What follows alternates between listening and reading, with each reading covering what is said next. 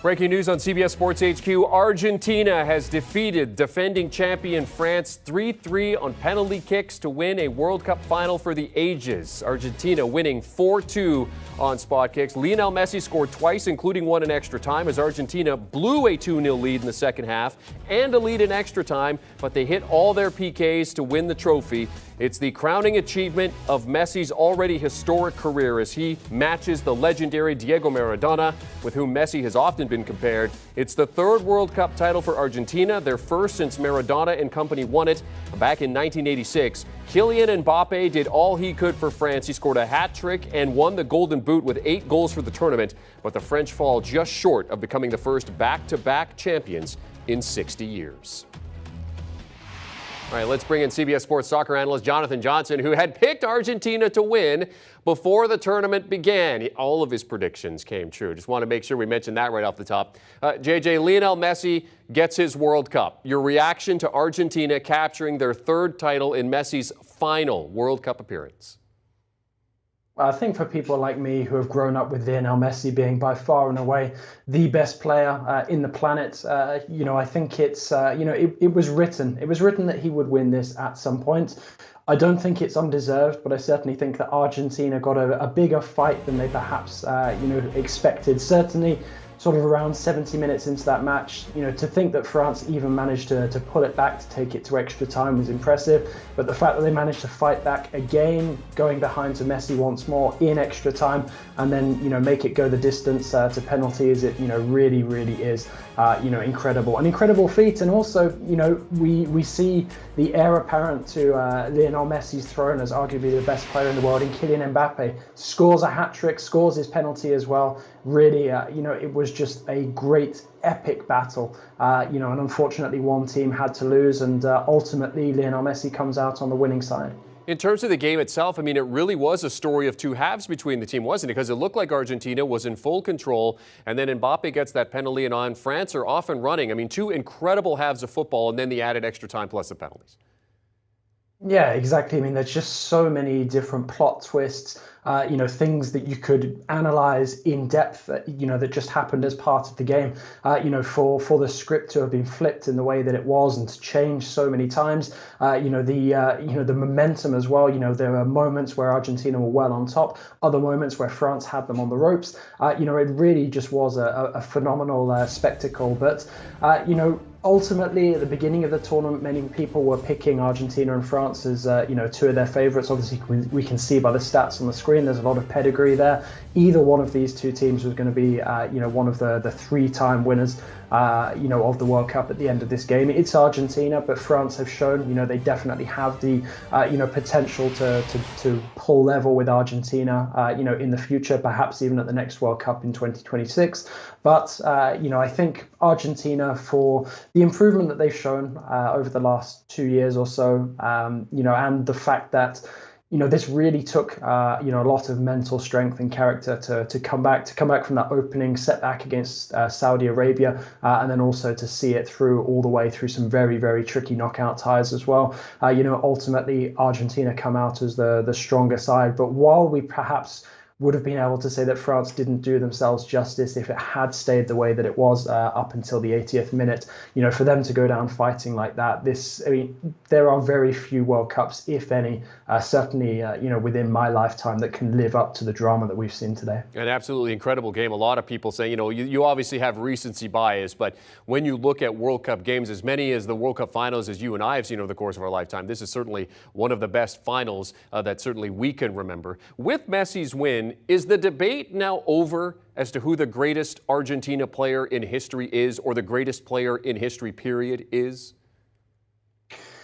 I certainly think that Messi has done as much as he can to come out on top of that debate. I'm perhaps not the best person to answer about whether Messi was better than Diego Maradona. I wasn't really around to see the best of Maradona by the time, I grew up, and I was watching games that I'm able to remember. It was already 1994, and, Maradona's career was, into its, final few years.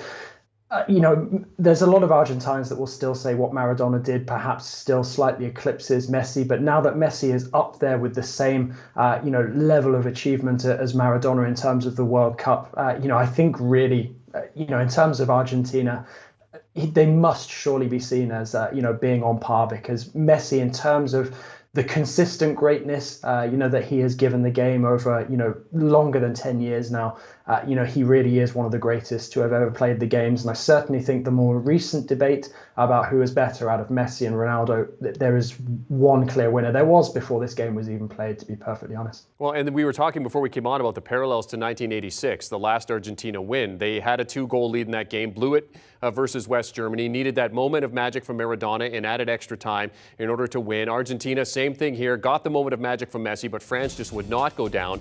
They just continued to fight. Argentina, so they win this first World Cup in 36 years, their third all time. When a European team wins the World Cup, JJ, I mean, France or Spain, most recently Germany, it is a big deal. But from a cultural perspective, what does it mean for Argentina as a country to win the World Cup? I mean, it's huge. Argentina are a country with massive, massive heritage and pedigree in soccer terms. They are one of the teams that everybody looks, to watch at a World Cup, and they're one of the teams that has not perhaps been as competitive as many would have expected them to over the last decade or so. Obviously, they reached the final in 2014, so there is some element of sort of atonement, for that failure against Germany. But I think for Argentina, this puts them back amongst the real giants of the game, to pull off this first triumph in so many years. It's makes them almost more, I wouldn't say relevant, but certainly more important to sort of the younger generations of fans who have heard a lot about this Argentine greatness, but have not perhaps seen it on the international stage until now, and obviously the recent Copa America success as well. We have to talk about Kylian Mbappe, his hat trick in a losing cause for France. Obviously, disappointment for him as he doesn't get to repeat as a World Cup winner, a double World Cup winner by the age of 24. But in terms of what this means for Mbappe, the performance you saw from him today, does it cement his status as among the greats to ever pull on the French shirt? I think Kylian Mbappe is well on his way already towards, legendary status. I mean, to be achieving the things that he's achieving in the game at such a young age, the parallels with Pele, they're all there. He's breaking records that have been set by, the likes of Pele, and it's, something that many people never thought would be possible. Yet when you have players of the quality of Messi and now Mbappe, coming through, it is extremely enriching for the soccer world. And, I think Mbappe already, I mean, the fact that he goes home as top scorer of this competition, despite not adding a second winner's medal, sure, there's going to be some disappointment, but I think there's also going to be immense satisfaction that France gave themselves a fighting chance. And Mbappe ultimately, wasn't sort of made to pay for, 80 minutes of, fairly listless play from France.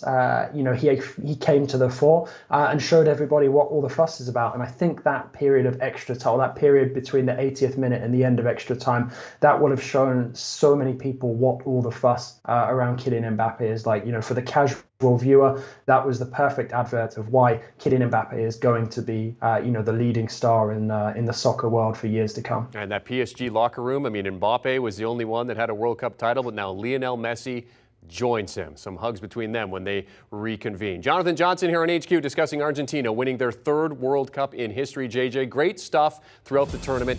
Thanks for hopping on with us today. For more from JJ and the other members of the CBS Sports Soccer Brain Trust, be sure you're checking out House of Champions. They'll have World Cup reaction shortly over on their YouTube page. You can also listen to all of that anytime in podcast format. House of Champions available wherever you get your podcasts. Do you want a sports network that delivers everything that matters about the game? The highlights, the picks, the instant analysis, no yelling, no fake debates, no politics. Hit the subscribe button and never miss a moment.